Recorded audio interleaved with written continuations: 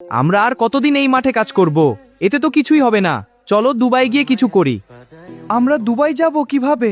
আমাদের তো কোনো টাকা নেই। তোর তো একটা বাইক ছিল তাই না? চল এটা বিক্রি করি, মনে হয় টাকাটা ঠিক হয়ে যাবে। হ্যাঁ ঠিক বলছিস, তারপর আমরা দুবাই যাব, তুই টাকা কামাই করে নতুন বাইক কিনবি। বাইকটা একটু পুরনো, আমি মনে করি 4,000 টাকার বেশি দিতে পারবো না। আমার মনে হয় এটা একটু লস হবে, এই দামে দিলে আমরা ক্ষতিতে পড়বো। চিন্তা করিস না, চলেন ডিল করি, ভালো দাম।